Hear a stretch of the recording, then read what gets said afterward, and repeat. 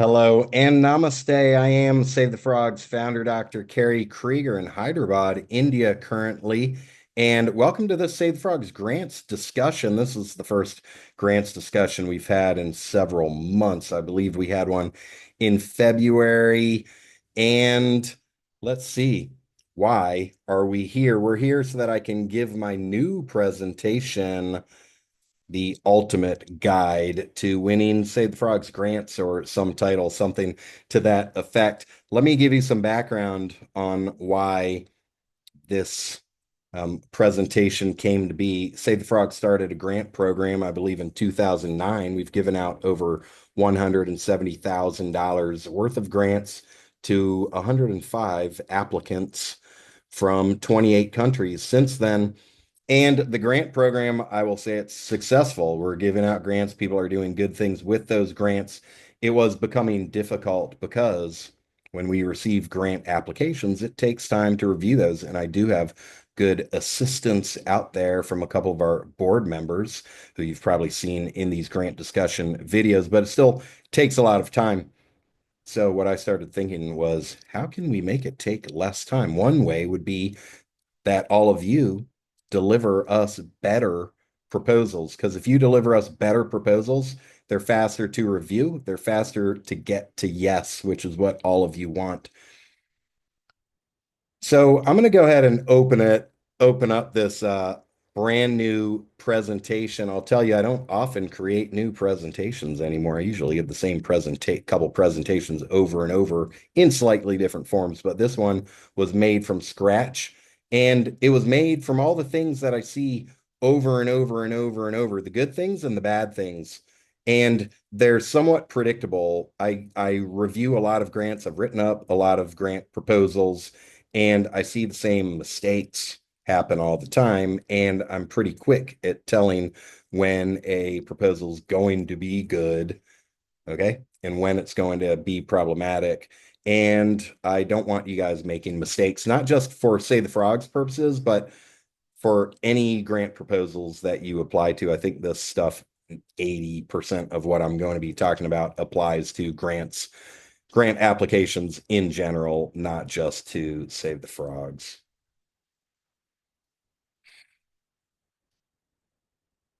All right. Can someone out there confirm my audio videos coming through clear? Put that in the chat, please. Meanwhile, I'm going to go ahead and open up the slideshow. Let me go like this too.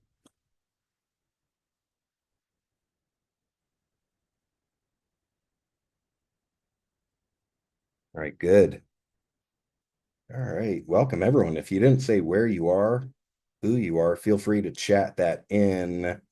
And welcome, Save the Frogs grantee Wasim Ahmed in Pakistan, and member of the Save the Frogs Malaysia Eco Tour and Save the Frogs Day event organizer. And we've got Jacques from the DRC, Save the Frogs grantee and Save the Frogs Day organizer. Hey, everyone out there. Save the Frogs Day is coming up. April 28th, 2026 will be the 18th annual Save the Frogs Day, and we do give out grants for Save the Frogs Day organizers. All right, welcome Tafik from Pradikar, an organization that has received many Save the Frogs grants in the past, probably for the past 10 years. Okay, let me go ahead and open up this slideshow. Share my screen.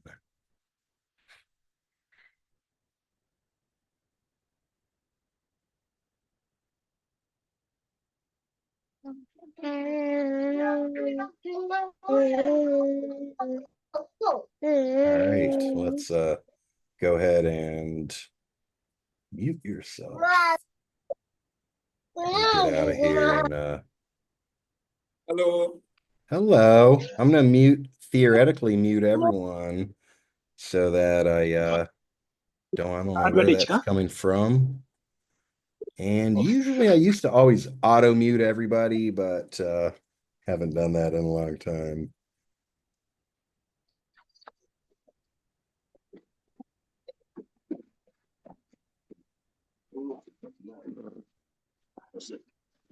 Oh, mute all.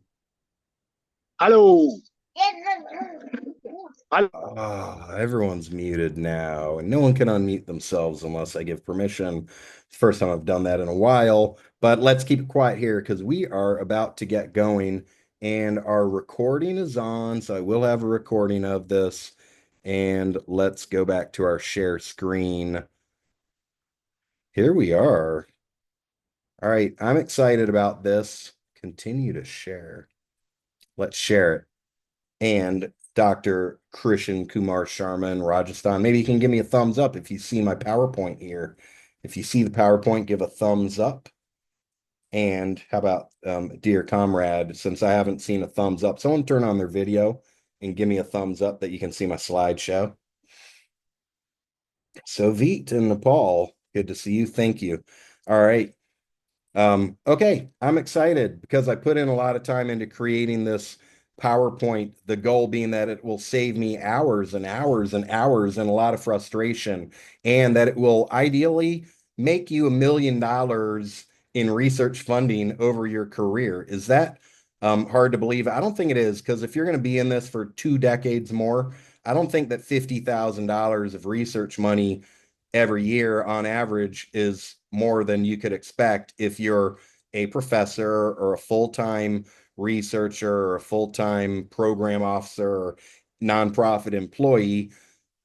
Raising money is part of what you need to do. Raising money is why I'm here and why all of us are here, because I was able to raise enough money to fund my PhD research, finish up my degree, start a nonprofit organization, keep the nonprofit organization going for 18 years. Okay. Or 17 years, 18 years now. Okay. So raising money is part of what we do. It's part of what we have to do. Raising money is critical to mission success. The mission of Save the Frogs is to promote to protect amphibian populations and to promote a society that respects and appreciates nature and wildlife. We give out grants because we want you to help us accomplish our mission. So let's get into it. The ultimate guide to writing successful Save the Frogs grant proposals. I believe that if you take some time to actually think about everything that's written on every slide here, then your proposals will be significantly better and you will have a much higher success rate with your proposals. All right. I am Dr. Kerry Kriger, Save the Frogs founder, and I have raised a couple $1 million for amphibian conservation. And I have reviewed pretty much every grant proposal that has come in and dispersed those 170,000 plus dollars that I mentioned. So I've learned a lot about proposals. Here's what I've learned. Okay. Here's my objective right now. I want to provide you with the knowledge to submit a strong, clear, and complete application. I want to help you avoid the common mistakes and thus improve your chances of success. There are common mistakes. I want you to be able to recognize them and avoid them and make sure they're not a part of your application. All right, grant writing is an important skill. As I said, winning grants makes your frog saving possible, makes your environmental projects possible. It may even make your salary and your continued position at your organization possible, increases likelihood of career advancement. All right. Most organizations are going to like having you on if they know you're always winning grants, you're always getting money for your projects. All right. We receive many applications, but can only fund the best proposals. It is I don't know if it's the right word, a competition of sorts. It's you and other people are applying for a set amount of money. And usually there's not enough money to fund everybody. Even if there were enough money to fund everybody, I personally wouldn't want to fund everybody unless everybody had a good application, because it's my duty, it's my obligation to make sure that the money that, we'll say was hard fought often to raise that money, took a lot of work to raise that money, and we've got more frogs to save than we have money. Okay, so that money's got to be well spent, well delivered, well distributed to the people and projects that we think will succeed. Well written proposals are quick to review, as I said. Poorly written proposals are not. They could be. For other organizations, you should assume that a bad proposal to most organizations, to most granting bodies, most grantors, if it's bad, it's just done next. Again, that's all you'll ever know. You'll just get a no response or maybe no response at all. Okay. I don't like to do that because we're an educational organization. I like to educate you all about how to write better grant proposals. If your grant proposal has potential, I want it to be good. And therefore, it takes a while because I don't want to just say no next. I want to say, hey, this part could be better. You should do this. Please send me a new draft or an updated proposal with this. And all that takes time. What if you got it right the first time that I received it? The grant committee of Save the Frogs, everyone read it and everyone was like, great proposal. I understand what's going on. Good budget. Check. Done. All right. Well-written proposals are quick to review and don't require follow-ups with the applicant, saving everyone time and making a yes more likely. All right. So what we fund. First off, don't ever apply for grant money from a grantor unless you're actually applying to do the thing that they want done, because there's a low chance you're going to get the money if you're applying for something that's not important to them. So make sure that what you're applying for is what's important to us. All right. So what do we fund? Projects that provide clear benefits to amphibians. All right. We love elephants. Okay. But we're not going to give you money to save the elephants if it doesn't provide a clear benefit to amphibians. Environmental education related to amphibians. All right. Save the Frogs is and always has been an environmental education organization from the very start. I place high value in educating the public and the relevant communities and people and organizations who have the potential to help amphibians. Scientific research with direct conservation impact. Notice there are two parts of that scientific research. Direct conservation impact. You can have scientific research that does not have direct conservation impact, and we're not going to fund that. Unlikely anyway. Whereas if you can do research, gain new knowledge for the amphibian conservation community, and show us that it's going to have a direct conservation impact, then we have a chance of funding it. Okay. So make sure that if you're doing research, it may be cool that you learned that frogs can change colors. But if you can't connect that to how we're going to save the frogs with that knowledge, then it's not going to get funded. All right. What we fund: habitat protection, creation, and restoration. All right. Someone's going to destroy habitat. You're going to protect it. Sounds good to me. You're going to create habitat, build a wetland because you think frogs are going to use it or other amphibians. Good. Restoration. This habitat got destroyed. You're going to go out there and plant some trees or fix up the wetland. Sounds good to me. Policy, legislation, enforcement efforts that help amphibians. All right. You're going to campaign. You're going to talk to politicians. You're going to get new legislation in place or help ensure that existing legislation gets enforced. That's all relevant to amphibian conservation and Save the Frogs.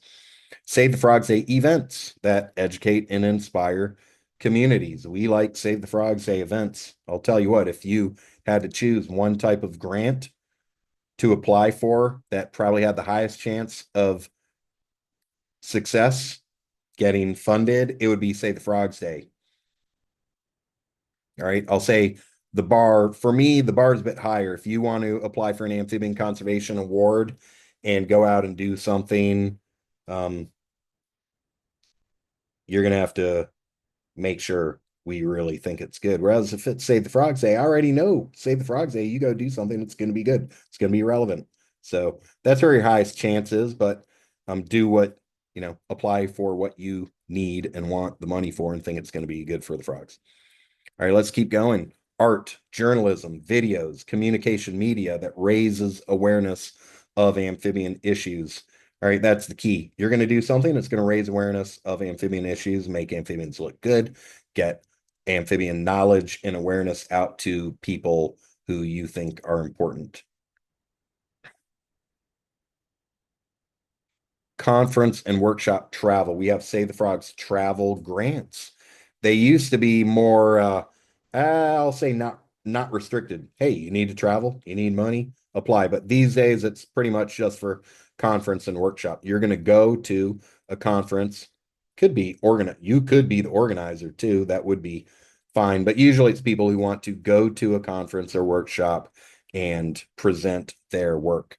All right, so notice it's if you're presenting, not just you're going to go and attend and have a good time and listen. It's you are presenting amphibian focused research and education. All right, what we do not fund projects unrelated to amphibians. All right, right there. Don't apply if it's got nothing to do with amphibians. Research with no clear conservation benefit, as I mentioned before. Individuals, if outside the USA, we have to fund organizations if they're outside the USA. That means you must be affiliated with an organization. What kind of organization? A nonprofit organization, of which educational institutions tend to be nonprofits. Okay, so if you're just a person on your own who loves frogs and you're not in the USA, we can't fund you. If you're a person at Trichandra College, Tribhuvan University in Nepal, then we can fund you. Okay, if you're at you know, um, Save Welfare and Animals or whatever nonprofit organization anywhere in the world, we can fund you. If you're in the USA, we can fund you. If you're an individual, you don't have to be part of a nonprofit organization. All right, amphibian trade, captive raising, and aquaculture, we do not fund. All right. I'm not a big fan of amphibian biocommerce. I don't like the buying and selling of frogs. Captive raising can be good for conservation, but there are other organizations who fund that and specialize in that and know all about that. And I don't fit any of those things. So we don't fund captive raising, even if it has a conservation purpose. We don't fund aquaculture. So if you want to raise frogs in a pond, then we're not the people to be applying for money for that. For all right, what we don't fund projects that harm amphibians or their habitats. What's that mean? Hey, you're a scientific researcher. Everyone in your lab does that thing that harms amphibians, and you put that in your proposal that otherwise has lots of good stuff, but then it has that part about how you're going to harm the amphibians, which maybe you don't even think about the fact that it's harming an amphibian. Okay. Should we go into detail? Toe clipping, pit tagging, maybe pit tagging. I don't know. I'd put that as harm. I'd probably say you want a pit tag, you should probably talk to me before you apply for that. Whatever else you need to collect, you're going to put them in a jar of alcohol or something. That's not something you should be applying for us. If that's happening in your project, that's your call, okay, and maybe the ethics committee of your university, but don't mention it in your proposal because you may get a no for the entire proposal that everything else in there was really good. And there was that part about that thing that we clearly have always stated on the grants page. We don't fund that. And therefore you get a whole no on your proposal. All right, applications with math errors. I hate math errors. All right, we've got software that can do math. So why have a math error if the software can do the math? Let's see, vague budgets, unclear descriptions of proposed activities, unrealistic costs. All right, all of these things are things that you're reading a proposal and it's like, ooh, that's incorrect. That's not good because does that mean that person's bad at math or they're careless? Their budget's vague. I can't tell what they're spending the money on. Unclear description of the proposed activities. I don't really know what they're going to do. Like we send you money, but I don't really know what you're going to do. I don't want to send money to someone who I don't know what they're going to do. Unrealistic costs. All right. Like you're asking for, yeah, I don't know, $1,000 for, 20 t-shirts or who knows what. Those are things that get no's. Applications that leave too many questions unanswered. I never want any questions unanswered. Everything I can think of about your project, I want to know. Okay. Who is conducting the project? What are you doing in that project? Where is the project taking place? Why are you doing that project? When is the project happening? How are you going to accomplish it? How much? How much does it cost? How much, you know, of whatever? How many? All the things that you can think of that a reviewer may want to know, that should go in your proposal. All right, Save the Frogs Day grants. Okay, so we've got three types of grants. We've got Save the Frogs Day grants, Amphibian Conservation Awards, and Save the Frogs Travel Grants. So let's talk about Save the Frogs Day grants. Save the Frogs Day, April 28th every year. If there is an annually celebrated frog awareness event happening at the end of April, it is Save the Frogs Day, no matter what someone's calling it, in whatever language they're calling it. It's Save the Frogs Day. And I say that because in the last couple of years, people started calling it all kinds of different things, especially in Spanish and Portuguese. So that to me is problematic because if people don't know the name of something, no one likes wrong names. Like you don't want to be called the wrong name. How's someone going to find you? And for a variety of reasons, know that if there's a day happening at the end of April that's annually celebrated, it is Save the Frogs Day. That's what it should be called. All right, first time Save the Frogs Day event organizers should put extra time into creating an excellent proposal as we are not yet familiar with your capabilities. Okay, this is new. This was changed. I want to give a shout out to Mike Horton and John Borman who reviewed this PowerPoint and gave me lots of good tips. Okay, including one where, because this originally was, and our policy was in the past, we don't fund your proposals for Save the Frogs Day funding by people who have not organized events in the past. It was basically like, show us that you can organize an event, even if it's small, and then you can apply for money because now we know you can do a good job.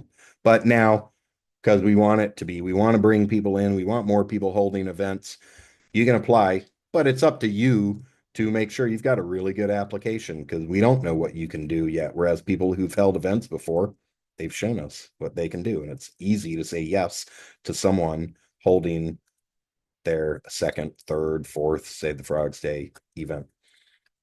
All right, when are you going to hold your event? April 28th is the best because that's Save the Frogs Day, but any dates around then can work.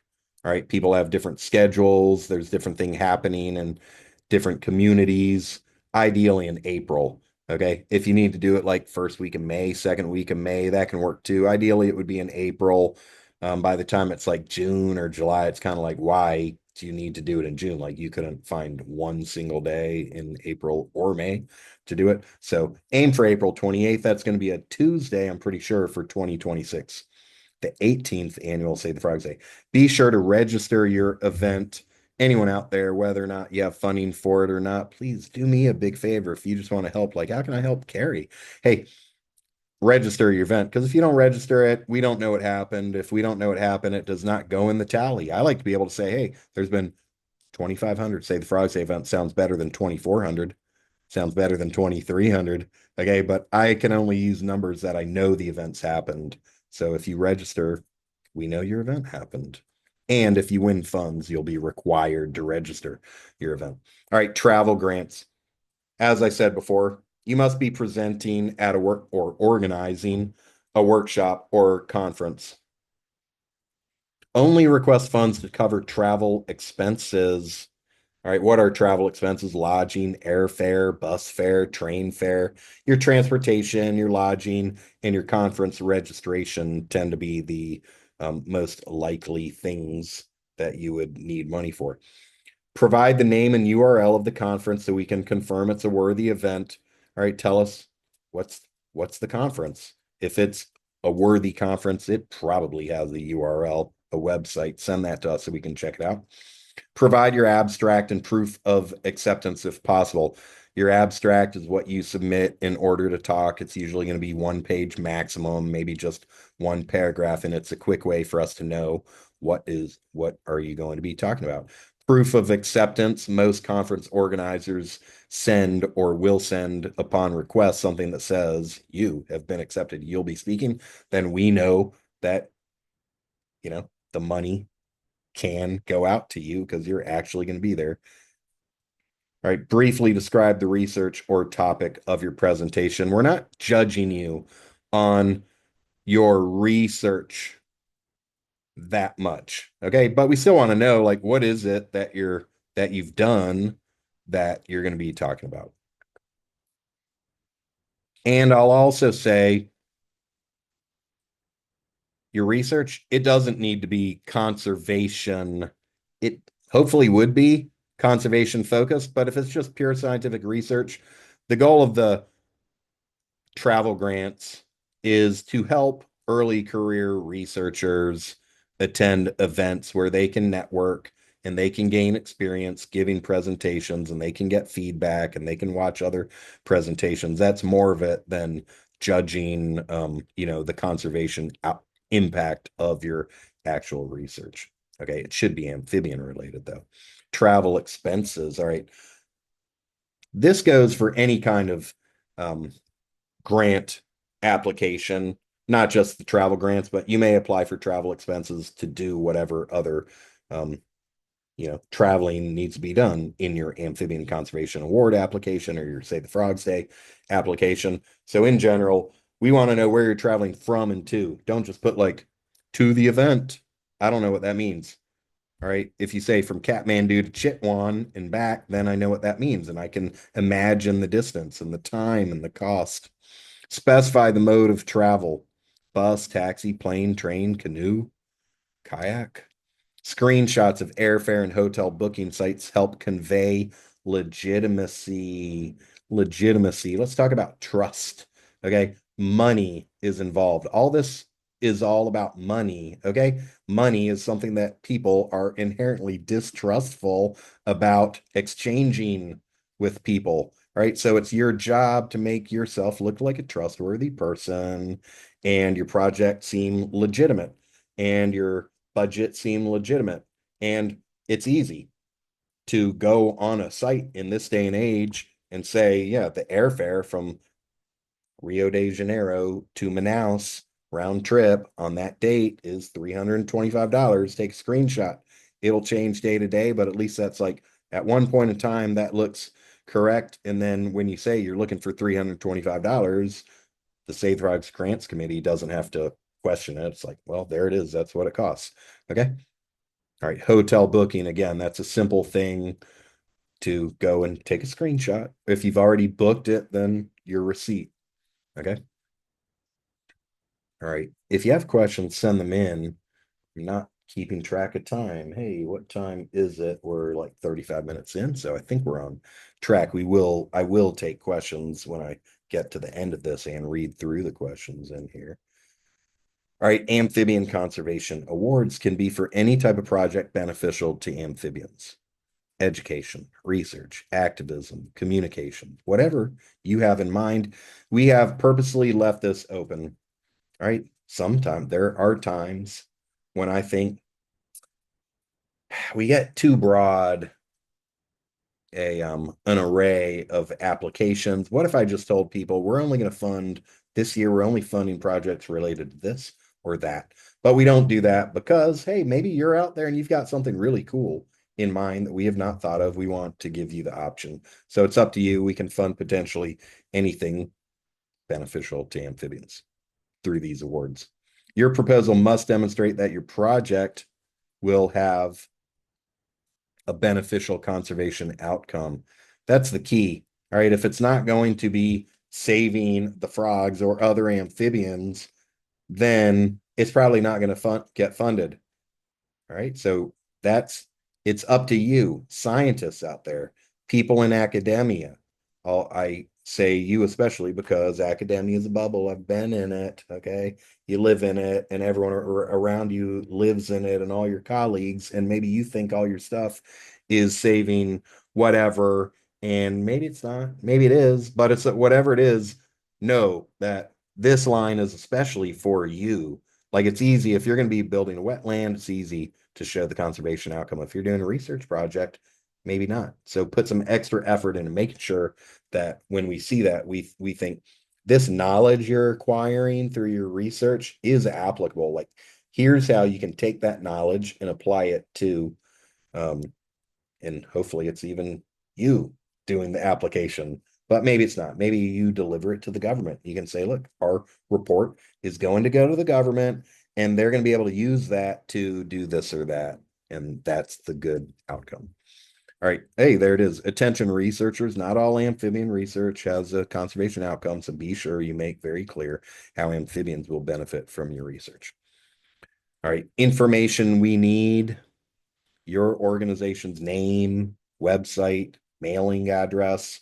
That's not an email address. That's the street address, the physical address, the post office address. All right. We actually need that. Like literally, we need to have that. We can't give out money if you're outside the USA. Okay. Here's this footnote down here. Individuals in the USA need not be affiliated with an organization. Okay. But if you're outside the USA, then we do need this information.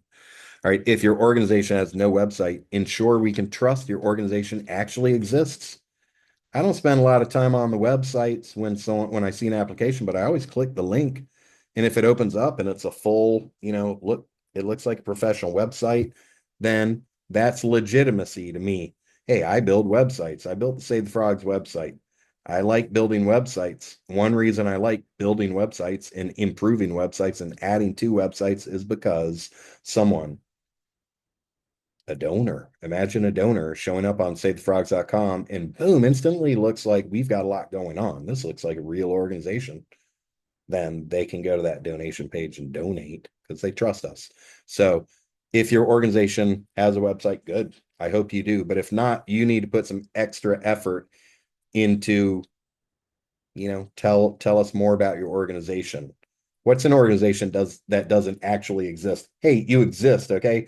But what have you accomplished? Like you just started the organization 2 months ago and have a Facebook page and don't have anything accomplishments to show. That's a little bit tougher for us to give money to, as opposed to this is our organization. We've been doing stuff a long time. Here's a website. Look at all the projects we run. All right, names of personnel, schools, organizations involved in your project. Personnel. Who are the volunteers on your project? Who's helping out on the project? You're visiting schools. Can you name the school you're going to visit? Or you just want us to send you money in the hopes that you actually go to some unnamed school? I've gotten a lot of proposals that are like that. Hey, we're going to go out to schools. Okay, tell me which schools. All right, even better, can you imagine getting a letter of support from that school that just says, like, we're looking forward to so and so coming out to our school on April 28th and holding an event? Then it's like, check the box. Yes, they do have a true partnership with the school. What are the other organizations? Maybe you're teamed up with a partner organization to do the project. Who? Tell us.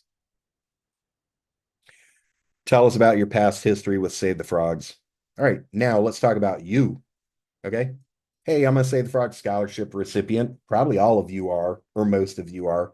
That's cool. But have you done anything other than apply for a Save the Frog Scholarship? You don't have to have, but it sure would be good. Like, yeah, I took the Save the Frogs 90-day challenge and I organized the last 2 years of Save the Frogs Day events. I won a Save the Frogs grant last year. I volunteered for Kerry doing this or that. Tell me, what's your relationship been with Save the Frogs? And the more there is, the higher your chance of winning the grant, just because we know you and we trust you that you're going to get stuff done. Your best estimate as to the number of volunteers and number of participants. This helps us determine impact. More specifically, we can get the dollar cost. Like how many dollars does it take to reach someone? If you're applying for $1,000 and you're going to go visit 200 kids or 195 kids and you've got 5 volunteers, right? Then it costs $1,000 to reach 200 people. It's $5 per person. Simple spreadsheet, Airtable. I use Airtable formula that does that. And we can see, hey, we've got a lot of impact in this project. It's like $1 per person. I'm just making up these numbers here as examples. So don't, it's nothing. I wouldn't change your project for that, but we like to know that stuff. How many volunteers are there and how many realistic number of participants? If you can get 500 kids to show up because that school fills up the entire auditorium with kids, as opposed to you're going to go into a classroom and there's 20 people, then we like the one. If it doesn't cost that much more money, that's going to have a whole lot more people and impact. Information about your qualifications and experience. That's you outside of your Save the Frogs history. Like, who are you? What have you done? You're you're a master's student. You did your undergraduate thesis on frogs. You volunteered for frogs. You worked for some other wildlife organization. You volunteer in the lab of the university down the street doing, I don't know, chytrid lab analysis, PCR, who knows what. Just tell us all the things that are relevant to a person who's, relevant. Like, what's your scientific background? What's your conservation background? What's your education background?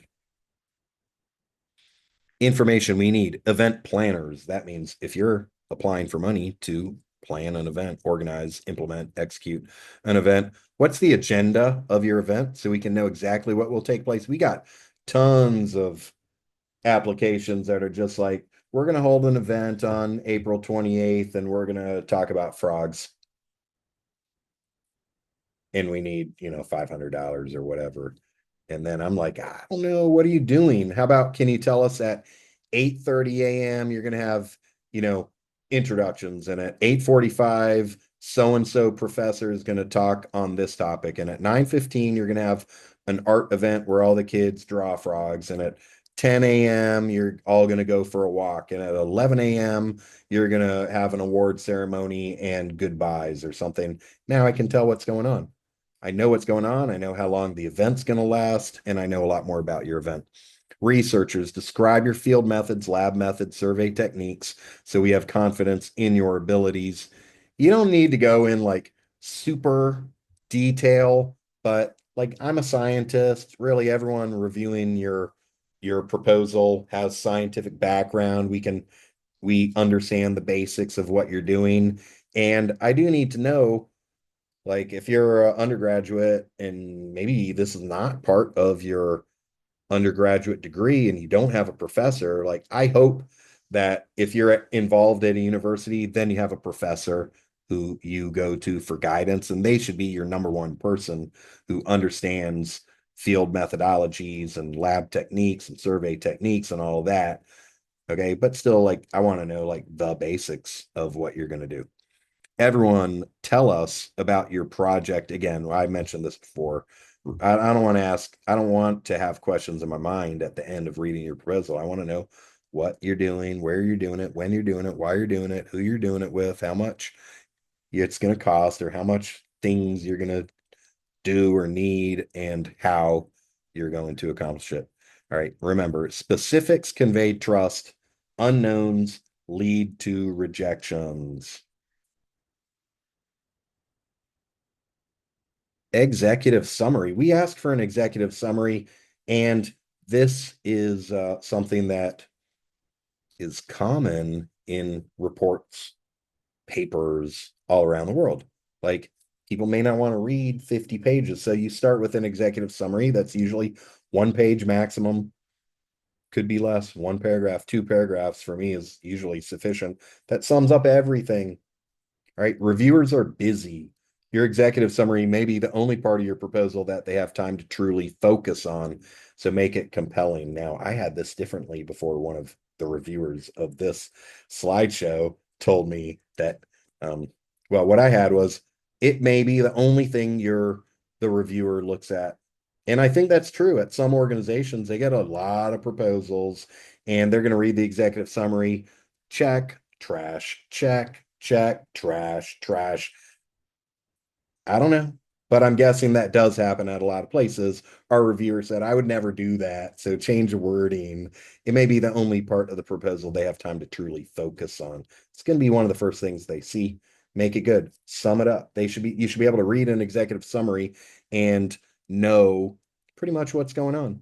All right, 1 to 2 paragraph. Be concise. Use the space as your elevator pitch.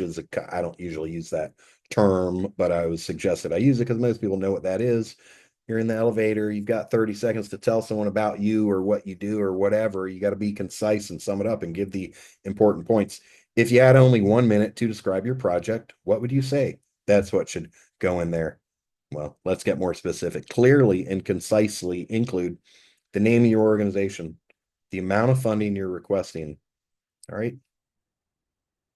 We Love Frogs Incorporated is requesting $750 to visit 3 schools that have a history of throwing rocks at frogs.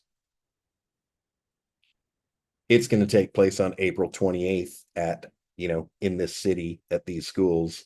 And it's going to be me and my team of 3 volunteers. Here's their name and our other favorite organization, People Against Rock Throwers. Okay.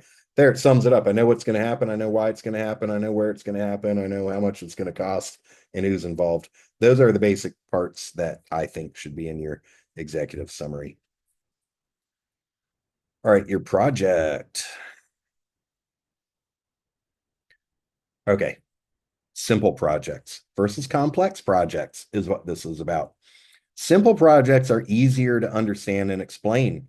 That makes writing a proposal easier. Simple projects are easier to implement and evaluate.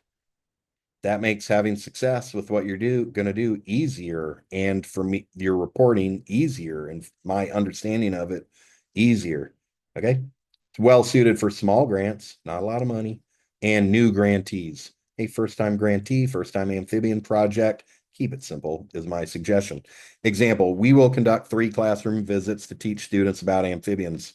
Straightforward. All right, nothing complex about that. But maybe you do want complexity. There's a time for complexity. Okay. Complex projects can be more impactful, involving numerous participants, beneficiaries, and activities. All right. You can get a lot more done. Maybe there's multiple things that you need to do to save those frogs in your neighborhood. Complex projects can be harder to describe clearly in a short proposal. They can be more challenging to manage and to execute successfully. All right, they're going to be more difficult, more impactful, but more difficult. An example of a complex project: we will conduct classroom visits, community stakeholder meetings, student field trips, and amphibian field surveys. All right, if you think you can do all that and explain all that and budget all that and execute all that and report all that, then go for it. Okay. But I have seen plenty of proposals come in through the years that do mention all those things, and it's just too much. It's like one part is just like barely mentioned. It'll show up in the budget, but it was like, did you really talk about that? I wasn't really sure you were going to do that or how you were going to do that. So careful. My suggestion is, if you're new to project implementation or grant writing, just keep something simple. You don't have to ask for tons of money. Try to win the award, show that you can do it, gain the experience, and then next year maybe expand on that. All right, your project. If your project is complex, be sure to put extra effort into making your proposal well organized, clearly written, realistic in scope. All right, whether it's simple or complex, the most important thing is that it benefits amphibians and that you clearly communicate your vision in the proposal. All right, printed materials. All right, a lot of people apply for money for printed materials: shirts, posters, flyers, educational materials, hats, gifts, awards, certificates, trophies, who knows what. All right, and that means that it's important that they look good and that you communicate to us what you need the money for, how much it's going to cost, etc. And traditionally, we have not gotten as much info on this as we would like. So I made this slide. Include graphic design drafts of any printed materials, or at minimum, the text that will be used. So if you're going to say, we need $200 to print up some educational posters. Hey, that sounds good, but I don't know what your posters are going to say because you haven't told me and you haven't shown me. And I can understand maybe if you don't have the money, you don't want to do the graphic design yet. But can you at least like write up the text? You're asking money for it, write up the text. you can use that text anywhere else. Okay, so at a minimum, give us the text that's going to be on what you're asking for. Watch the graphic design tutorials and Save the Frogs Academy. This is new, and I have more that I'm ready to add to there that have already been recorded. If you go to Save the Frogs Academy, all of you, if you're scholarship recipients, hey, savethefrogs.com/scholarships. You'll have access to Save the Frogs Academy, savethefrogs.com/academy. And in there, there is now a graphic design course up on youtube.com/save the frogs, Save the Frogs YouTube channel. We also have put various graphic design videos.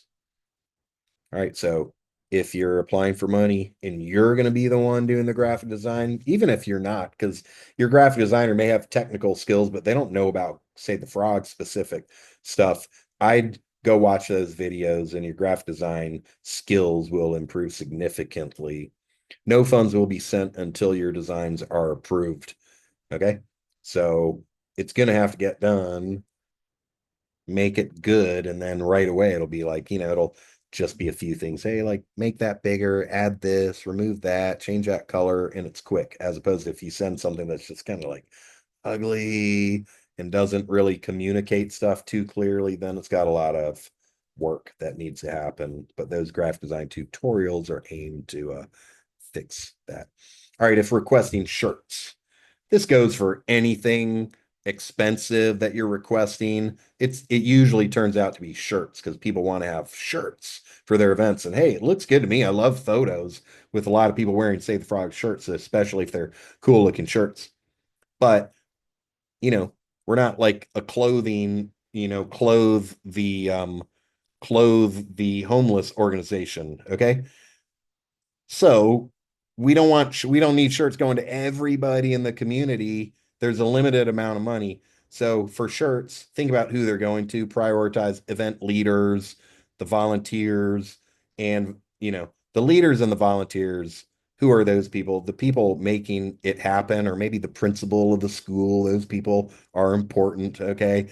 The important people, if shirts are not expensive and you have enough money, then hey, the kids, that's fine. But maybe like the award winners get the shirts rather than just like, we're going to give a shirt out to everyone. Okay. All this because remember, the more expensive your project is, the more money you're asking for, the less chance you have of getting it.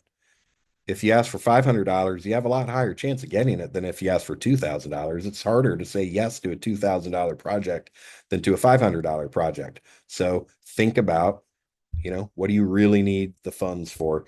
All right, free tools like Canva make design straightforward. If you have a graphic designer on your team or can get a volunteer or can pay someone because they're not expensive or can go to the graphic design teacher, professor at your university, say, hey, we're looking for someone, maybe someone needs to do a class project. We need some help designing some shirts, team up. But otherwise, if you're going to do it yourself, probably just start with Canva if you have Adobe Photoshop or Illustrator skills or some of the competitor alternative programs that do that. Cool. But otherwise, Canva's the place to start. All right, let's talk about budget. Now, your proposal can get a really fast no if your budget's not good. So you need to spend it's much more important than you think it is. However important you think budget is, it's more important because remember, there's someone on the other end who's got to give their hard-earned money away. And remember, 100% of people, most sane people don't like to just give the money away everywhere. Okay. They want to know that it's going to something good because it took some effort to get that money. So your budget is a place where you can lose trust right away, math errors, things that just don't make sense. Okay. Or trust in your ability to manage money or to count. So nobody wants to send you money if your budget is unclear, erroneous, extravagant, or untrustworthy. So let's make sure you can write a good budget. Bad budgets can result in a lack of trust in literally like instant rejection. This budget is just not any good. I don't trust it. They don't know what's going on. Their numbers are not adding up. Next. All right, so how are we going to make a good budget? We're going to use actual research prices rather than estimates or rounded amounts. All right, trustworthy, $87. Suspect, $100. Because most stuff does not sell for $100. Maybe one thing, but if you have a list of five things and it's like $100, $50, $250, and it's like you're in a foreign country that doesn't even use dollars, where things would just not happen to be $100, then I just assume that you took a guess. It's just wild guesses, like, yeah, we'll take 100. Yeah, I'd like 150. And make it 200. Okay. I want real numbers because then I know, like, yeah, this is real. Someone took the time to think about what it costs. All right, give precise quantities of requested items. So 50 posters rather than just posters. Posters, $100. Stationery, $50. Art supplies, $30. I don't know what that means. I don't know what your money's going to. Whereas if you say like 50 magic markers, $37.27, and it sounds like you actually know how many you need and you know how much they cost. And that to me, I can trust. All right, your budget. Use Excel, Sheets, or Airtable to ensure accurate calculations. Okay. Don't use Microsoft Word. Don't just write it out in text. Now, I had that originally before the reviewer said, like, don't tell them what to use and not to use, just make a suggestion. So currently it says word processing software is not ideal for budget creation. It's not, okay? Because it's ideal for writing up and publishing like your thesis, okay? Excel, Sheets, Airtable can do calculations. You can change one number because you realize, oh, something was wrong. I'm going to change one number and boom, everything updates and the math is correct if the formulas are correct. Okay. Whereas if it's like in Microsoft Word and you've got like 10 things written out and then you realize like you need seven of these instead of six and you forget to who knows what, and then there's the error and your whole proposal goes out because you used the incorrect software. Right. Calculating by hand increases the likelihood of mistakes. Provide your numbers only once, text or spreadsheet, but not both. In our applications, you'll have a place where you can like talk about your budget. You can even put your budget in text, or you can upload a file. All right, don't do it in both because you've just doubled your chance of error because maybe there's a mismatch. Like, you did the text or something, but then you change the spreadsheet and now it's in two places and we're like, which is correct? And then it's twice as much stuff for the reviewer to look at. Just put it in one place. All right, general rule of how budget should look or work. Every item gets its own line. Don't put like posters and food on the same line. They're two different things. Posters on one line, food on the other line. All right, the important columns are what is the item? So let's just come down here and look at the example. The item is posters. How many of them? I need 50 posters. How much does it cost per poster? It's going to be $2 per poster. Then let the software do the math. 50 times 2 equals the total for posters that I need is $100. And then some notes. All right. Tell us about the thing. It may not need it. Maybe it was incredibly clear, but usually like a few words is fine. Like you usually don't need many words. A4 size, color printing. Now I know. Oh, these are not like it's not like an airport poster that's 30 feet long and it's not a little piece of paper and it's not grayscale. And then I can imagine what it should cost and what it is you're trying to get money for. Banners. I need six of them. They're $4 each. That means they're $24. This is how big they are. They're laminated. Okay. And you just do that for each of the things that you need. One thing per row. That's all there is to it. And I'll also say that all of these things should have been discussed somewhere else. Like there shouldn't be any surprises here. Maybe you didn't go into the details of those things, but like I should know like why do you need posters? It shouldn't be like if you just like throw it in the budget, but it wasn't discussed, then I'm like, you never talked about this before, and now you're asking for money for it. I don't know. Hopefully it said before, we're gonna have posters up one per classroom or something like that. We're gonna have banners up on the highway, something that it's not a surprise when I see it in the budget. All right, hey, we're coming up to the hour, and my goal was to keep it to an hour, but I think we're nearly complete here.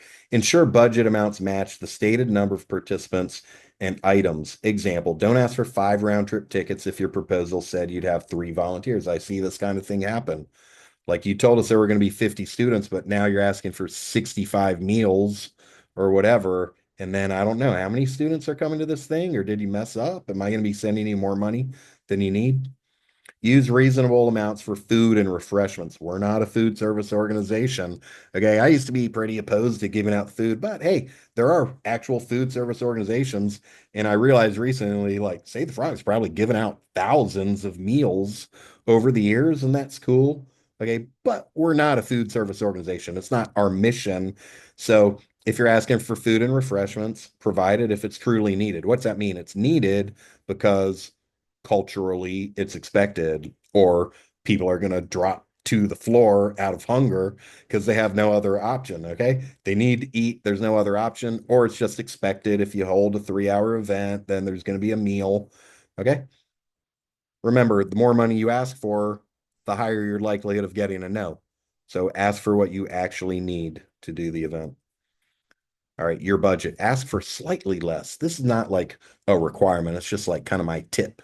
Ask for slightly less than the maximum allowable funding for a more credible, it should say, like, in order to have a more credible application. Example, asking for $734 rather than the 750 maximum allowable looks like you've actually researched prices and used actual amounts rather than simply asking for as much as possible. That's what you don't want. Maybe, I mean, you can apply for $750, but for me as a reviewer, when I see it, I just seem like they were just like trying to max out the allowable, and maybe they made up the numbers to get up to 750. So I usually, I mean, I do this if I apply for a grant proposal, I usually like come down like 5 or 10% away from the maximum. If I don't need the max, I don't apply anywhere close. But if I want the max, I'll probably apply for a little bit less than it. It just looks a little bit more legitimate. Spend 15 minutes thoroughly reviewing your budget. Errors can lead to rapid rejection of your entire proposal. Okay. So that means you think you're done with the budget, go back and give it another review, or have someone else look at it too, and make sure all those numbers add up. And that, like in your executive summary, where you said you were requesting $734, you wrote that last week and you did the budget today. You better make sure all the numbers in your proposal all match up and are correct. Expense tracking. Okay.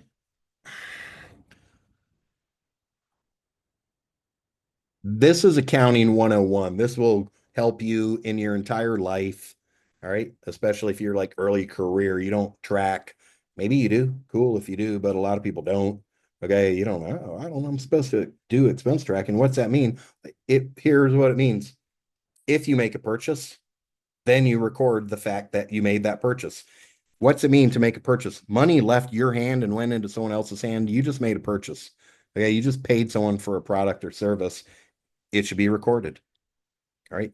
Hopefully they gave you a receipt. All right.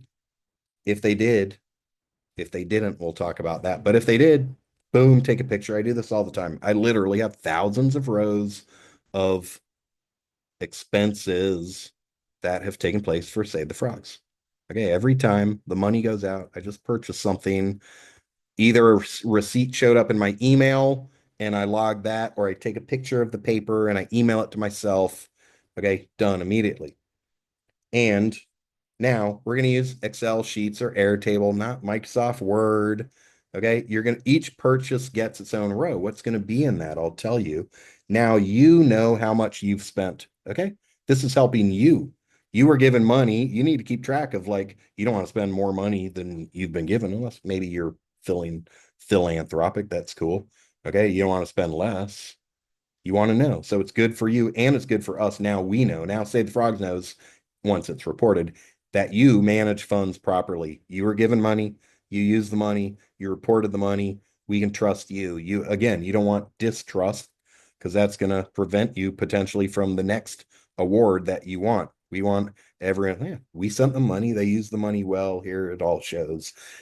Am I going to spend a lot of time looking at your expense report and getting down in the details? No, but I just want to see, like, you took, you know, a little bit of time to make sure that that part that's project management. Okay. It's just one of those things that has to get done. And it's not that hard. It's expense tracking made simple. The important columns are, let's look at these examples below. Date. On this date, hey, I like ISO, okay, 2025-03-14, that's March 14th. You put that in a spreadsheet, Airtable, Google Sheets, Excel, whatever, hit sort, boom, all the dates go chronological. I don't like March 15th, comma, 2025 is completely useless. So anyway, year YYYY-MM-DD. That's it. That's ISO, internationally accepted. I encourage everyone to use it, but that's up to you. Anyway, we need to know the date. Next column, how much money just got spent? $43.21. Where did you spend it? Who received that money? Who was the vendor? Joe's Poster Shop. All right. What did you purchase? 3 posters, A4 size. And then we've got 2 columns potentially, one for receipt text. Maybe it was an online purchase and they emailed it to you. You can just copy, paste it into there. Boom. I do that all the time. Copy the whole email, paste it in. Okay. Or set up an automation if you can do that. And all that text is going to go in there. All right. Or there's a photo. I got a physical receipt. I took a picture, I email it to myself, download it, upload it into that. I don't even know if Excel will let you put in pictures. I don't use Excel, but Airtable, super easy. And now, if I actually needed to see the receipt, there it is. Okay, next thing, on March 15th, 2025, $17.86, spent at Frog Mart to purchase a mic, rent a mic for 1 day, and here's all the receipt text. Now, if anyone ever wants to know, hey, where'd the money go? Well, here's my expense sheet. Take a look. This is where everything got spent, and sum it all up. It'll all be automatically summarized. All right. And now everyone trusts you. Okay. Or there's a minimum amount of distrust. Remember, money is something that leads to trust issues. So make all your stuff trustworthy. Basic accounting 101. This will work anything you ever buy anywhere if you need to keep track. These are the basic components of what you're tracking. It's super easy to do. All right, final report. Okay, a lot of you are scientists. You've probably heard in science, no project is complete until it's published. All right. Well, some projects are, but in general, you always want to publish your stuff. If it's good, you publish it. In grantsmanship, no project is complete until it's reported. Make sure that the grantor knows that you finished your project, because then they're on a grant cycle. They're probably giving out the same grants or funding in a year. You're going to be the guy who did what you said you did and did a good job, and they like you. It's easier to give you more money in the future. And you should make sure you apply for more money in the future if you have more projects. All right, in frog saving, no project is complete until it has a web page. That's my personal view. You may have noticed the Save the Frogs website is extensive. Plenty of stuff I've never gotten up there, but I try with the time that I have to always get things up there. So you can help me. Let's accomplish all of these things. You gather up all your photos, videos, graphics, news clippings, webpage URLs, and all the other info about your project. That means the whole time you're keeping track of it. This volunteer took a bunch of photos, grab those photos, put them in a folder. All right. All about your project. The news, you got news in the local paper, get a screenshot, put it in there or whatever.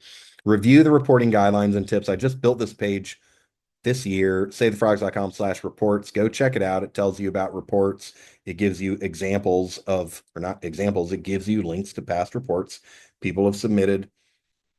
Write your final report and submit it. On that page, there's a form. If you have a Save the Frogs Day report, that's on a different page, but it's linked to right there. Together, we can create a web page about your project. I could do it, but if you know you have a ton of stuff and it's good and you want it up there, then definitely contact me, set up a time. Let's build a web page about your project. That makes our donors happy. It gets you and your team the recognition you deserve. Plus, you'll become eligible for another Save the Frogs grant, not by making the web page, but by submitting a report, you become eligible for another grant. All right, there it is, savethefrogs.com/reports. All right, we are near the end of this. Tips for those who speak English as a second language. Your English may not be perfect, but your grant proposal should still be in perfect English. How's that going to be possible without paying a reviewer, which is something you may have had to do in the past. Use free tools like Grammarly or ChatGPT to clean up your writing.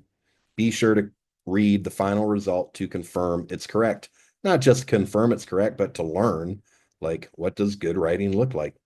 To me, ChatGPT has a high chance of doing a good job if you tell it. If the prompt is right, you can go into our fundraising course and there's a little lesson how to use ChatGPT to get perfect English. It's not hard. You say, hey, here's my text. Make sure this is for a proposal, clean it up, make sure it's perfect English, and it, you know, looks good. It looks professional. Hey, there's someone on the line here right now has been writing me a lot lately. And I know the stuff you're writing me in your emails, you probably used Chat GPT to do it. But I don't care. I'm not going to penalize you for it. I like having stuff that's like well thought out and it looks good. That's what I want. I don't want something that's all like errors all over. There's just in this day and age, it's 2025. It's like there's just not reason for that anymore. All right, keep learning. All right, this is just the start. The Save the Frogs Academy fundraising course has a multitude of lessons on grant writing. We encourage you to take the course in its entirety. I bet there's 14 hours of video. I know that's a lot of time, but remember, all this could translate into $1 million or more. Like there are grants like back when the NSF and NIH actually existed and functioned like or the organizations that they should, it would not be abnormal for a professor in herpetology to apply for a grant of two or $300,000 and get it. Okay, there's tons of granting organizations, not just Save the Frogs. Our grants are relatively small, like a couple thousand, usually a couple $1,000s maximum. That's small. There's plenty of organizations that give $10,000 grants, $100,000 grants, and you're not going to get one if you don't have basic grant writing skills. And I think that this is a lot in this presentation, summing up everything. But go ahead, the more of those videos and in that fundraising course in Save the Frogs Academy that you take, the better your skills are going to be. That's it. Best of luck with your grant writing. And savethefrogs.com/grants has all the info for applying for Save the Frogs grants. My email's right there, Kerry@savethefrogs.com. You can also write contact@savethefrogs.com. Let's see.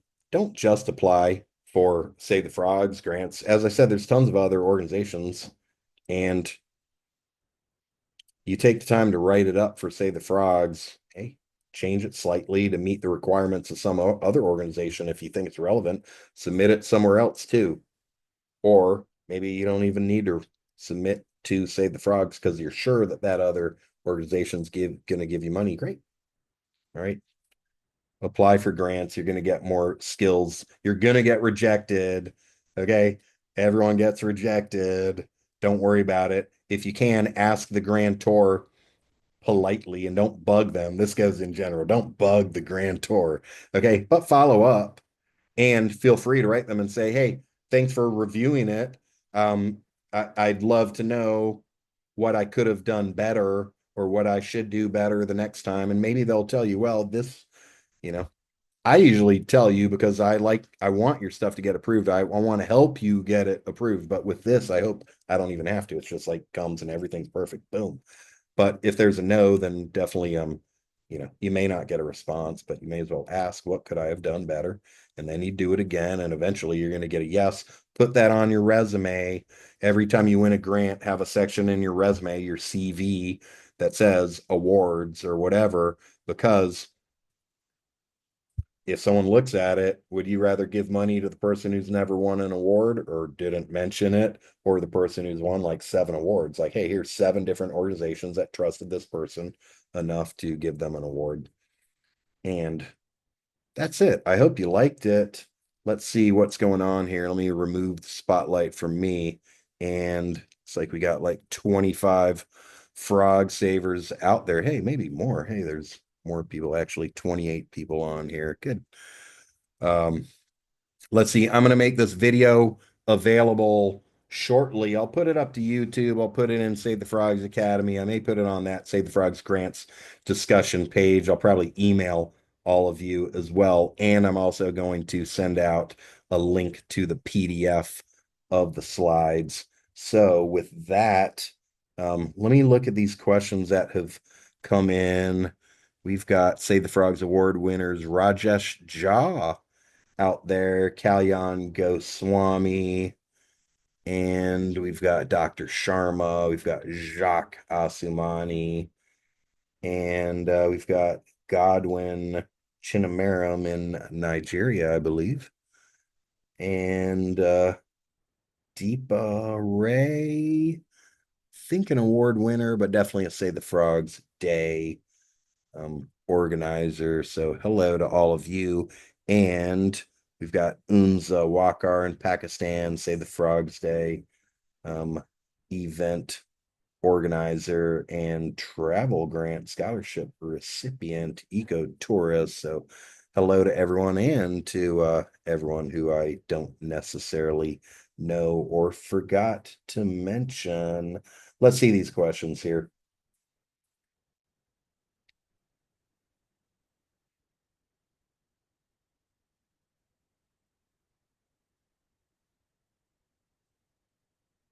All right, here's a question from MacArthur. I'm a high school teacher, and I would like to ask if the school I'm currently working at can be considered as the organization I'm affiliated with for the purpose of the grant application. That is who your organization is. Yes, I would definitely make that school the organization. And feel free to tell us where you're at because I can't recall seeing you on one of these events before, otherwise conversing with you. All right, another question. Dear comrade, can eligible below 16 years age volunteer? I'm not going to tell you who your volunteers can be because I don't know what you're doing or where you're at or anything like that. So I really don't know how to answer that, or I'd need some more information. I'm not, as the grand tour, we're assuming that everything you do is legitimate and legal, and that's where I'll end that. All right. Hey, Carrie, I'm a student, and can I make an independent application for the grant?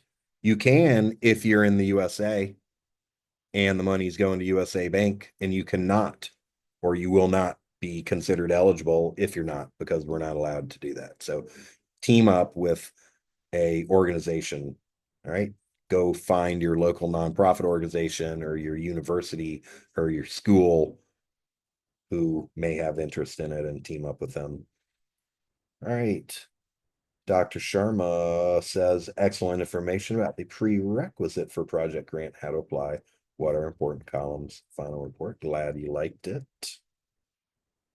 All right. Would it be possible to resubmit our application for the Safe Frogs grant? Now that we've received valuable insights and made important improvements to our proposal, you can. I wanted to give this presentation earlier because it's June 11th and these things open up June 1st. Amphibian Conservation Awards open until July 1st. And I just couldn't do it earlier. And I was hoping, like, oh, I hope no one applies yet because I'd rather them wait for this. I'd even thought about putting a note like, don't apply until you watch this. But if the application round is open, I wasn't going to tell people to not apply. But yeah, if you want to improve stuff, that's fine with me. Just when you submit it, email me and say, go delete. Like, I'm going to fully delete. Don't say anything like merge these questions. Just like resubmit everything and tell me to delete the old one if that's what you want to do. All right. Judith says, hello, and thank you for the opportunity. My abstract was recently accepted for a presentation. I'm interested in applying for a travel grant. I'd like to know, when is it advisable to begin the application process, and are there specific timelines? Yes.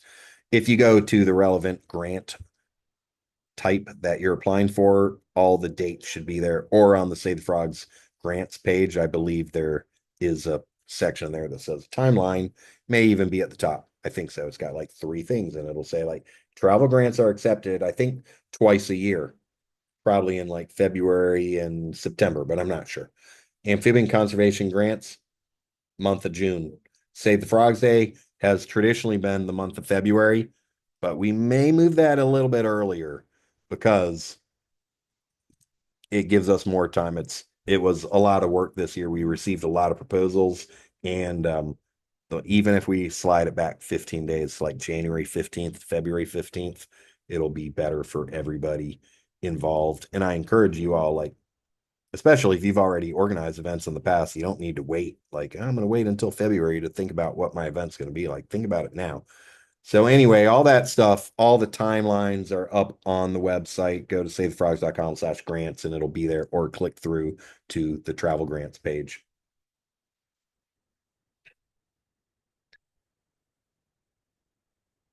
All right. Jacques says, we must admit my team and I were a bit hasty with our initial submission. Well, it is true, as someone had written me. I'm not sure if that was you. I can't remember. Um, but someone actually watched our videos, and somewhere in there, as I used to say, is, hey, get it in a little bit early, and then you'll be, maybe the favorite project of the reviewers, or at least you won't look like a person who waits till the last minute, or you won't fail to submit. Like, really, it's more the most important thing, getting it in early. It doesn't mean get it in the first day. You don't have to be the first, but it looks good if it's not showing up at, like, 11:47 p.m. before the final midnight cutoff. Like, oh, you're the kind of person who waits till the last minute, or that something came up and boom, your internet wasn't working. You didn't get it in on time. Sorry. That's the most important reason. And yes, it was not stated until a couple days ago. I'm going to be giving a presentation all about this. So yes, if you want to resubmit, then that's fine. All right. Wonderful presentation, says Rajesh, who's been organizing Save the Frogs Day events in Nepal for a decade or long time. Thank you for that. All right. Question: if the max grant 750 USD and my final proposed budget gets slightly larger than that, will it be good or bad from a reviewer perspective? Don't ever go over the limit. Don't ever break the rules knowingly for anything. We have a former board member who's no longer with us, and she would always tell me, like, this was back when I was probably applying for more grants than reviewing, giving out grants. She was like, don't ever break the rules. Make sure you read all the rules and follow all the rules, or else you're going to get no. So yeah, don't do that. All right. Are there any specific time frames or deadlines for the submission of proposed grants? I already talked about that. Yes, we do that because it's too hard. If we just have rolling, send us a grant proposal anytime, then it's kind of hard to review them and compare them against others and determine how much money there is available to give out. So we have specific time frames. The reason travel grants are available twice per year is because sometimes people just don't know, like, there's conferences happen and you may not know in February that there's something coming up. So it's just a little bit to assist the travelers. Whereas if you have a big project for Amphibian Conservation Award or Save the Frogs Day, like, you already know Save the Frogs Day is happening in April. Amphibian Conservation Award, hopefully you know, you may want to do it now, but now we just do it once per year. All right, Dr. Sharma, I will indeed put this video up on the site. All right, Deepa, Wild Care in Nepal. Hello, Namaste, Kerry, and everyone. I'd like to know whether we should focus on specific species for the amphibian conservation grant, or if we can include all the species found at the site. That's up to you. I don't have any. I'm not I'm not going to restrict you, like, you must be working with a critically endangered IUCN listed species. No, it's up to you. Or there's the Mohammed bin Zayed single species conservation grants, and you have to pick one species. No, I'm not concerned about that. I just, that's up to you. What's the most impactful amphibian project that you can think of? All right.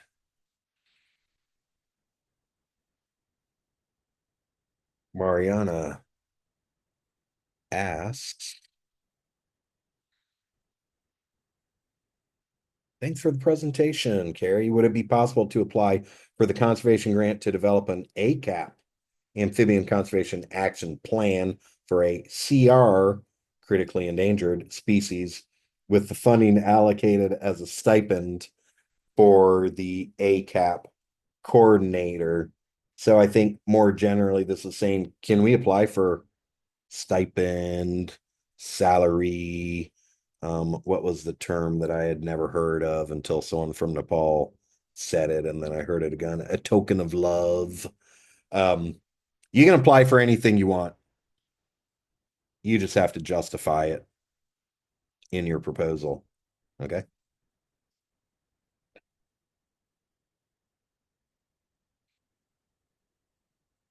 And remember, the rule is, or it's not a rule, it's not a law, it's just what would we say? The way it is. The more you ask for, the less chance you have of getting it. Okay. Or you could convert that into saying the more you ask for, the more work you better do to ensure that the reviewers see your project as necessary, important, well explained. Okay. It'll be more work for you to justify it and ensure that the reviewer likes what you said. That's all the questions that have come in. I'll say a final chance if anyone wants to say something, if anyone wants to turn on your camera, say hi, or anything, or a final question come in. I'll take it one more question. And um, let's see. We have Save the Frogs social media. We have a page now. I'll even chat it in right here. I just recently updated it. SaveTheFrogs.com/social. If that doesn't work, then it's SaveTheFrogs.com/connect. But I think both of them work. We have a Discord server. That's probably the easiest way to interact with other Save the Frogs people. It's free. It's listed on their Discord. We also, hey, all of you are, well, I don't know if all of you, most of you are probably scholarship recipients or members. That's something I didn't say here. Hey, you have to be a member to apply, and you can become a member either by donation, $10 a month or $100 a year, savethefrogs.com/membership, or you can become a member by applying for a scholarship.